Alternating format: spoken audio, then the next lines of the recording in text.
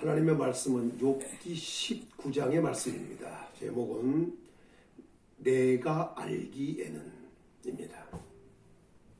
욥은 계속해서 욥의 친구들과 많은 대화를 했습니다. 대화를 하다가 욥이가 자기의 처지를 상당히 비관하고 또 그 비관하면서 어려워했습니다. 그것을 오늘 본문에 보면 크게 두 가지로 얘기하는데, 하나는 사람들로 말미암아 오는 어려움이었습니다. 두 번째는 육신에 든 병 때문이었습니다. 그걸 지적했는데 13절에 보면 이렇게 말씀을 합니다. 형제들이 나를 멀리 떠나게 하시니, 이렇게 말합니다. 나를 아는 모든 사람이 내게 낯선 사람이 되었구나. 또 14절에는 내 친척은 나를 버렸으며 가까운 친지들은 나를 잊었구나. 이렇게 표현했습니다. 15절은 내 집에 머물러 사는 자와 내 여종은 나를 낯선 사람으로 여기니 내가 타국 사람같이 되었구나 라고 했습니다.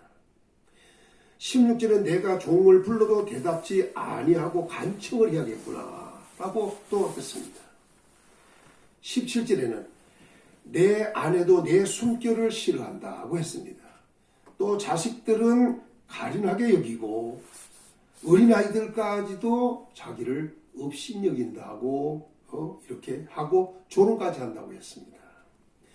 가까운 친구들이 미워하고 사랑하는 사람들이 돌이켜 원수가 되었다. 나의 원수가 되었다고 이렇게 했습니다. 이렇게 보면 욥은 모든 그 사람들에 의하여 친구, 아이, 종, 자기 아내, 친척들까지 이런 아는 사람들까지 해서 전부 다 버림받은, 멸시받고 천대받고 무시당하고 버림받은 이런 사람이 되고 말았다는 얘기입니다. 얼마나 욥이 그 존경받던 사람이, 그 영예로웠던 사람이 이렇게 낮아지게 됐는가. 욥이 생각할수록 얼마나 마음이 아플 것인가, 또 힘들 것인가 하는 것을 알 수 있습니다. 또한 그는 병든 것에 대한 것의 탄식입니다. 20절에 보니까 이렇게 말씀합니다. 내 피부와 살이 뼈에 붙었고 남은 것은 겨우 잇몸 뿐이로구나. 그가 얼마나 말랐는지, 병이 들어서 얼마나 말라 있는지 그 상태를 이렇게 말하고 있습니다. 그러니 사람들로 말미암아도 이렇게 멸시받고 살지, 몸은 병들어 바짝 말라서 소망이 없을 정도로 말라버려 있지. 이런 욥이가 자기의 처지를 이렇게 얘기합니다. 8절에 보니까 그가 내 길을 막아 지나가지 못하게 하시고 내 앞길에 어둠을 두셨으며, 여기서 잘 보면 내 가는 길이라고 하는 겁니다. 이 말은 나그네라는 얘기를 하는 겁니다. 나그네 된 자기가 길을 갈 때 길이 막혀서, 길을 막아서 가지 못하게 했다는 거예요. 길이 막혔다는 거예요. 또 더 나가서 앞길에 어둠을 두셨다는 거예요. 길도 막혔지 캄캄하게 됐으니 이건 길을 잃어버린 나그네라는 말입니다. 자기의 처지를 이렇게 말했습니다. 두 번째는 이렇게 말합니다. 9절에 나의 영광을 거두어 가시며 나의 관을 머리에서 벗기시며 라고 했습니다. 이것도 영예입니다. 다르게 표현하면 영광 있고 관을 썼다. 왕 같은 입장이라는 거죠. 그런데 이제는 폐위가 된 것 같다는 거죠. 폐위된 왕과 같다는 거죠. 세 번째는 희망을 나무 뽑듯 하셨다는 것 같습니다. 10절에 보니까 사면으로 나를 흐르시니 나는 죽었구나. 내 희망은 나무 뽑듯 뽑으시고, 희망이 있었는데 그 희망을 나무 뽑듯 뽑아버렸다는 겁니다.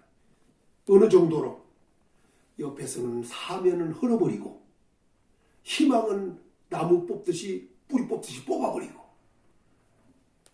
뿌리째 뽑힌 나무와 같은 신세, 사명이 흘러서 곧 무너질 것 같은 신세, 이것이 지금 자기의 처지다. 이렇게 얘기를 했습니다. 네 번째는 11절과 12절에서 얘기하지만 12절을 보니까 그 군대가 일제히 나와서 길을 도두고 나를 치며 내 장막을 둘러 진쳤구나. 이렇게 했어요. 이 말은 적군에게 포위된 군사와 같다는 것입니다. 여기서 말하는 길을 잃은 나그네와 같은 모습, 폐위된 왕과 같은 모습, 뿌리채 뽑힌 나무와 같은 모습, 적군에게 포위된 것과 같은 모습, 이 말은 소망이 없다는 것입니다. 절망과 좌절 속에 빠질 수밖에 없는 상황에 처하여 있는 그 이야기를 지금 하고 있는 겁니다. 자기의 사정이, 자기의 처지가 얼마나 소망 없는 삶인가 하는 것을 지금 이야기하고 있습니다. 그런데 자기가 자기를 보니까 그렇습니다. 그런데 욥이가 하나님을 체험한 겁니다. 25절에 이렇게 말합니다. 내가 알기에는 나의 대속자가 살아계시니 마침내 그가 땅 위에 서실 것이라. 내가 알기에는 체험입니다. 나의 대속자가 계신다. 욥이는 알았습니다. 체험을 했습니다. 자기를 대속할 대속자가 계신다. 내가 알기에는 다른 사람의 체험이 중요한 게 아닙니다. 내가 아는 것이 중요합니다. 내가 체험한 게 중요합니다. 내가 아는 것이 중요합니다. 욥이는 알았습니다. 내가 알기에는 나의 대속자가 살아계신다. 대속자, 나를 질병에서, 나를 멸시와 천대받는 데서, 슬픔에서, 고통에서, 모든 재앙에서 대속하실 대속자가 계신다. 소망 없는 자의 삶이 소망 있는 자의 삶으로 바꿔지는 순간입니다. 오늘 우리도 확신해야 됩니다. 어떤 문제, 어떤 사건, 어떤 일이 벌어지더라도 살아계신 하나님을 믿어야 합니다. 그분은 대속자십니다. 내가 알기에는 체험이 있어야 합니다. 내가 알기에는 나의 대속자가 살아계신다. 그가 땅 위에 서실 것이다. 나를 도우러 오실 것이다. 나를 치료하고 나의 문제 해결하고 나를 인도하고 나에게 복을 주실 대속자가 살아계시면서 그 대속자가 땅 위에 서실 것이다. 도우러 오실 대속자를 그는 믿었습니다. 오늘 바로 우리가 이것이 중요하다는 것입니다. 내가 나를 보면서 환경을 보고 일을 보고 사람을 보고 그리고 환경을 보면 절망하고 좌절하면서 소망이 없을 수 있지만 우리에게는 대속자가 이신 예수 그리스도가 계십니다. 나를 대신할 대속자가 계십니다. 그분은 이 세상에 오실 때 오셔서 가난한 자를 부유하게 하시려고 오셨습니다. 죄와 허물을 해결해 주시려고 오셨습니다.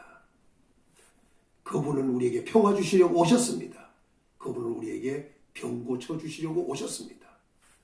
종합적인 구원입니다. 가난이 부유한 삶으로, 죄에서 허물에서 사함받음으로 구원받게 되고, 염려, 근심, 걱정에서 평화를 얻고, 병에서 치료받아 구원받고, 전체적으로 이야기하면 물질적 삶의 구원도 있고 영적인 구원도 있고 마음의 구원도 있고 육신의 구원도 있다는 것입니다. 나를 대신하여 예수님이 십자가에 죽어주심으로 이런 문제를 해결해 주셨습니다. 예수 그리스도는 대속자입니다. 내가 알기에는 나의 대속자가 살아계신다. 그분은 다시 오신다. 이 사실이 믿어질 수 있는 믿음이 있어야겠습니다. 할렐루야.